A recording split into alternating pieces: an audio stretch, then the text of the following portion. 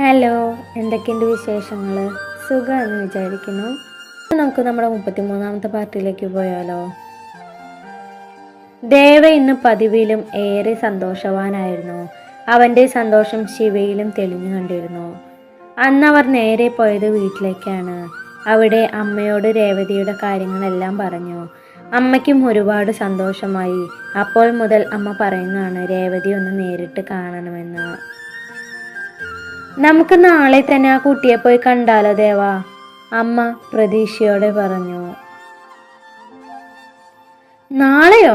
നാളത്തെ കാര്യം അമ്മ മറന്നോ? നാളെ ശിവയുടെ അരികിൽ നിന്ന് മാറി നിൽക്കാൻ പോലും കഴിയില്ല. കഴിഞ്ഞ വർഷം ഉണ്ടായ കാര്യങ്ങൾ അമ്മ മറന്നിട്ടില്ലല്ലോ. നാളെയാണല്ലേ ആ ദിവസം, എൻ്റെ കുഞ്ഞിൻ്റെ ജീവിതം ഇല്ലാതായ ആ നശിച്ച ദിവസം. അത് പറയുമ്പോൾ അമ്മയൊന്ന് വിതുമ്പിയിരുന്നു. എന്താ രണ്ടുപേരും ഒരു സ്വകാര്യം പറച്ചില്? താഴേക്ക് വന്ന ശിവ ചോദിച്ചു. രേവതിയുടെ കാര്യം ദേവ പറഞ്ഞപ്പോൾ എനിക്കെന്തോ ആ ആളെ ഒന്ന് കാണാനൊരാഗ്രഹം. അമ്മ നിറഞ്ഞു വന്ന മിഴികൾ ശിവ കാണാതെ തുടച്ചുകൊണ്ട് പറഞ്ഞു. അതിനെന്താ അമ്മേ, നാളെ തന്നെ ദേവയെ അമ്മയെ കൂട്ടിക്കൊണ്ടുപോയി കാണിക്കും അല്ലേ ദേവ? ശിവ ദേവയെ നോക്കി ചോദിച്ചു. നാളെ വേണ്ട, നമുക്ക് പിന്നെ ഒരു ദിവസം പോയി കാണാം. ദേവ അത് പറഞ്ഞു ശിവ അവനെ ഒന്ന് ചൂഴ്ന്നു നോക്കി. നീ നാളത്തെ കാര്യം ആലോചിച്ച് പേടിക്കണ്ട ദേവ. നാളെ ഞാൻ ഈ വീട് വിട്ടു പുറത്തു പോവില്ല, ഉറപ്പ്. ശിവ അവൻ്റെ കയ്യിൽ സത്യം ചെയ്തുകൊണ്ട് പറഞ്ഞു. കഴിഞ്ഞ കൊല്ലം നീ ഇതൊക്കെ തന്നെയാണ് പറഞ്ഞത്. എന്നിട്ട് എന്തായി? കഴിഞ്ഞ കൊല്ലം നീ കാട്ടിയത് ഞാൻ ഇന്ന് ഓർക്കുന്നുണ്ട്. ഇപ്പം ഞാൻ ഓർമ്മിപ്പിക്കേണ്ട ആവശ്യമൊന്നുമില്ലല്ലോ അല്ലേ? ദേവ അത് പറഞ്ഞു ശിവ ഒരു പുഞ്ചിരിയോടെ സെറ്റിയിലേക്ക് ഇരുന്നു.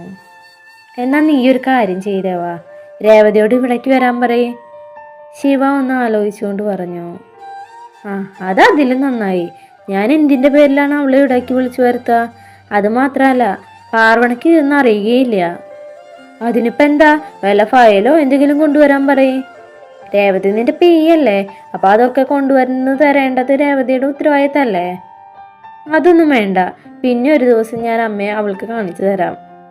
ദേവ, നീയായിട്ട് രേവതിയെ വിളിച്ചു വരുത്തുന്നോ അതോ ഞാൻ നാളെ അമ്മയും കൊണ്ട് അവിടേക്ക് പോകണ? നീ എന്തിനാ ശിവ ഇങ്ങനെ വാശി പിടിക്കണേ? ദേവ ചെറിയൊരു അമർഷത്തോടെയാണ് അത് പറഞ്ഞത്.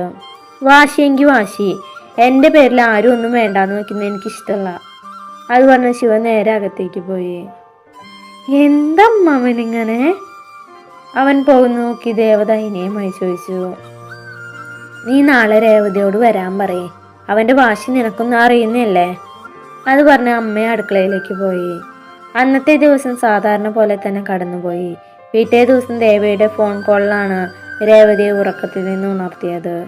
രേവതി നോക്കുമ്പോൾ പാർവണ നല്ല ഉറക്കത്തിലാണ്. അവൾ ഫോണുമായി നേരെ പുറത്തേക്ക് ഇറങ്ങി.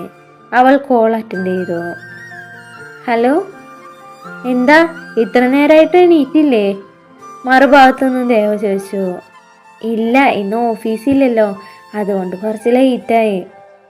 എങ്കിൽ വേഗം കുളിച്ച് റെഡിയാവോ? ദേവ പറഞ്ഞു. എന്തിന്? അവൾ സംശയത്തോടെ ചോദിച്ചു. ഇന്നലെ തൻ്റെ കാര്യം അമ്മയോട് പറഞ്ഞപ്പോൾ മുതൽ അമ്മയ്ക്ക് തന്നെ കാണണമെന്ന്, അതുകൊണ്ട് ഇവിടേക്ക് വരെ ഒന്ന് വായോ, അവൻ പറഞ്ഞു. അതൊന്നും പറ്റില്ല, ഇവിടെ തുമ്പിയുണ്ട്, ഞാൻ അവളോടൊന്നും പറഞ്ഞിട്ടില്ല. പിന്നെ എന്തിൻ്റെ പേരിലാണ് ഞാൻ ആ വീട്ടിലേക്ക് കയറി വരിക? രേവതി ചോദിച്ചു. താനൊരു കാര്യം ചെയ്യേ, എന്തെങ്കിലും ഒരു ഫയൽ എനിക്ക് തരാനുണ്ടെന്ന് പറഞ്ഞു വാ. വേണമെങ്കിൽ പാർവണയും കൂടെ കൂട്ടിക്കോ. അതൊന്നും പറ്റില്ല, അത്ര നിർബന്ധമാണ്. ഈ സാർ അമ്മയും കൂട്ടിയിട്ട് ഇങ്ങോട്ടേക്ക് പോയോ? വരണമെന്നുണ്ടായിരുന്നു, പക്ഷേ ശിവ അവനിന്ന്. ദേവനോ പെട്ടെന്ന് പറഞ്ഞു നിർത്തി. എന്താ? രേവതി മനസ്സിലാവാതെ ചോദിച്ചു. നീ ഇന്ന് ഇങ്ങോട്ടേക്ക് വരണമെന്ന്? ഇല്ല, ഞാൻ വരില്ല, അവൾ തറപ്പിച്ച് പറഞ്ഞു. അതൊന്നും പറ്റില്ല, നീ ഇന്ന് വരണം എന്ന് പറഞ്ഞാൽ വരണം. അത് പറഞ്ഞ് ദേവ വേഗം ഫോൺ കട്ട് ചെയ്തു. ഇന്ന് ഓഫീസില്ല എന്ന് വിചാരിച്ച് മനുഷ്യ സമാധാനത്തോടെ കൂടി ഒന്ന് ഇരിക്കാന്ന് വിചാരിച്ചതാ. അപ്പോഴാണ് അവളുടെ ഒരു ഫയലും തേങ്ങയും. കാരണം ദേഷ്യത്തോടെ പറഞ്ഞു. കുറച്ച് നേരത്തേക്കല്ലടി, ഈ ഫയല് ദേവസാറിന്റെ കയ്യിൽ കൊടുത്തിട്ട് വേഗം തിരിച്ചു വരാം, അവളെ സമാധാനിപ്പിച്ചുകൊണ്ട് രേവതി പറഞ്ഞു. കണ്ണൻ ഇന്ന് പുറത്തേക്ക് പോയി, അടിച്ചു പൊളിക്കാന്ന് കണ്ണൻ പറഞ്ഞതാ, പക്ഷെ എല്ലാം നശിപ്പിച്ചോള്. ഇത് കുറച്ചു നേരം മതിയല്ലോ, അത് കഴിഞ്ഞ് നമുക്ക് പോവാം. ശരി. അവൾ മനസ്സോടെ പറഞ്ഞുവെങ്കിൽ അവളുടെ മനസ്സിൽ നിറഞ്ഞ സന്തോഷമായിരുന്നു. ശിവയെ കാണാമെന്ന സന്തോഷമായിരുന്നു മനസ്സ് നിറയെ. അവൾ വേഗം പോയി കുളിച്ച് ഡ്രസ്സ് മാറി വന്നു. അപ്പോഴേക്കും രേവതിയും റെഡിയായിരുന്നു. എൻ്റെ തുമ്പി, നിനക്ക് ഈ ഡ്രസ്സ് മാത്രമേ ഇടാനുള്ളൂ? എപ്പോഴും ഈ ഡ്രസ്സ് തന്നെ. ഇപ്പൊ കുറച്ച് ദിവസം ഇത് കാണാതായപ്പോ ഞാൻ വിചാരിച്ചു ഈ ഡ്രസ്സ് നീ ഉപേക്ഷിച്ചു എന്ന്. ഇപ്പൊ വീണ്ടും തുടങ്ങിയ? ഇത് ഞാൻ അങ്ങനെയൊന്നും ഉപേക്ഷിക്കില്ല മോളെ, ഇതെന്റെ ഫേവറേറ്റ് ഡ്രസ്സാണ്. അവൾ ഡ്രസ്സ് കറക്കിക്കൊണ്ട് പറഞ്ഞു. ലെമണൈറ്റ് കളർ ടോപ്പും വൈറ്റ് കളർ ലെഗിനും ഷാളുമായിരുന്നു പാർവണിയുടെ വേഷം. ഒരു പീച്ച് കളർ കുർത്തിയും റെഡ് കളർ ലെഗിനുമായിരുന്നു രേവതിയുടെ വേഷം. അവർ ഇരുവരും വേഗം റെഡിയായി ഇറങ്ങി. ദേവസാറിന്റെ വീട്ടിൽ നിന്ന് ഇറങ്ങുമ്പോൾ കണ്ണനെ വിളിക്കാൻ പറഞ്ഞിട്ടുണ്ട്. അവൻ അവിടേക്ക് വരാന്ന് പറഞ്ഞു. ഇന്ന് നമുക്ക് വേണ്ടിയാണ് അവൻ ലീവ് എടുത്തത് പോലും. പാർവണ അത് പറഞ്ഞതും വീട് പൂട്ടി ഇറങ്ങി. ഓട്ടോയിലാണ് അവർ പോയിരുന്നത്. ഓട്ടോ നേരെ ചെന്ന് നിന്നത് അത്യാവശ്യം വലിപ്പമുള്ള ഒരു ഇരുനില വീട്ടിലാണ്. ഇതിനു മുമ്പ് അവിടെ വന്നിട്ടുള്ളതിനാൽ പാർവണിയുടെ മുഖത്ത് പ്രത്യേകിച്ച് ഭാവമാറ്റങ്ങളൊന്നും തന്നെ ഉണ്ടായില്ല. എന്നാൽ രേവതിയുടെ മുഖം അത്ഭുതത്താൽ വിടർന്നു. ഓട്ടോയ്ക്ക് പൈസ കൊടുത്തുകൊണ്ട് അവർ വീടിനുള്ളിലേക്ക് കയറി. കോണിമ്പൽ അടിച്ചപ്പോൾ വാതിൽ വന്ന് തുറന്ന സെർവന്റ് എന്ന് തോന്നിക്കുന്ന ഒരാളായിരുന്നു. ദേവസാർ പറഞ്ഞിട്ട് കാണാൻ വന്നതാണ്, രേവതി ആ സ്ത്രീയോടായി പറഞ്ഞതും അവൾ പാർവണിയോടും രേവതിയോടും അകത്തേക്ക് കയറിയിരിക്കാൻ പറഞ്ഞു. അവർ രണ്ടുപേരും അകത്തേക്ക് കയറി എന്ത് ചെയ്യണമെന്നറിയാതെ ഹാളിൽ തന്നെ നിന്നു. അപ്പോഴേക്കും ഒരു ടീഷർട്ടും 3/4 തൊട്ട് ദേവ താഴേക്ക് ഇറങ്ങി വന്നിരുന്നു.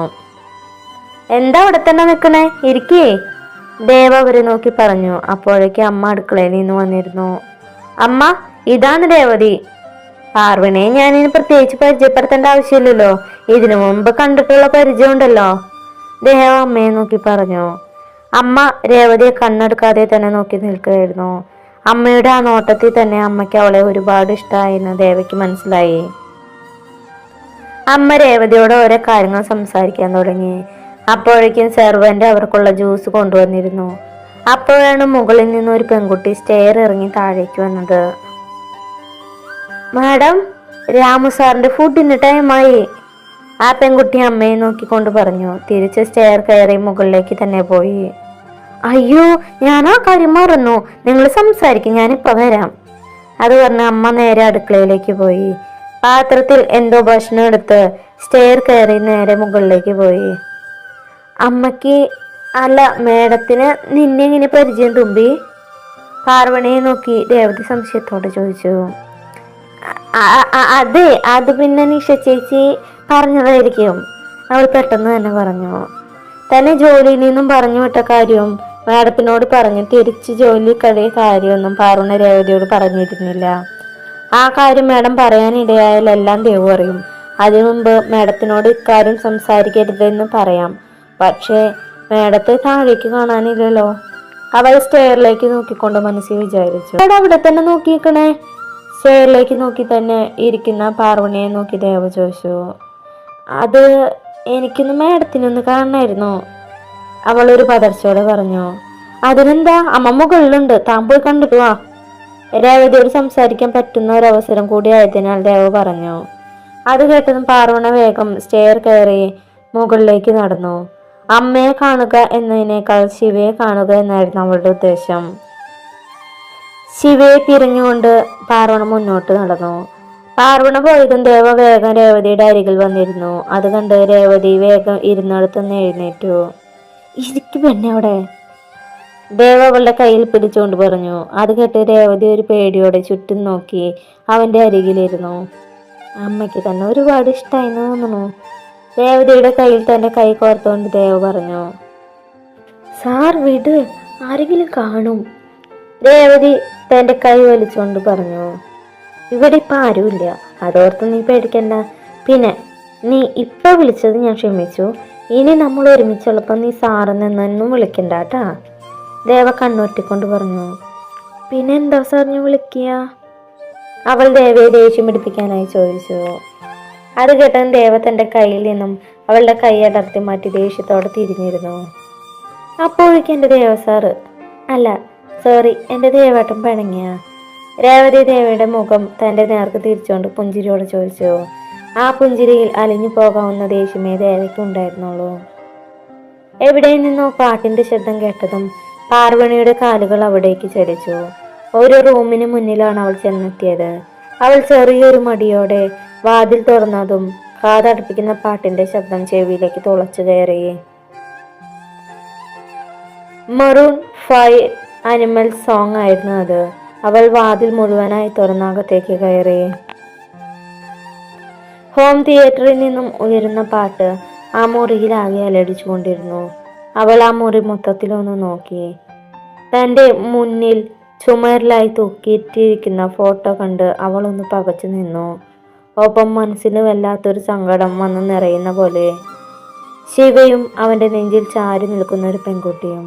അതിൽ നിന്ന് തന്നെ അത് സത്യമാണെന്ന് അവൾക്ക് മനസ്സിലായി.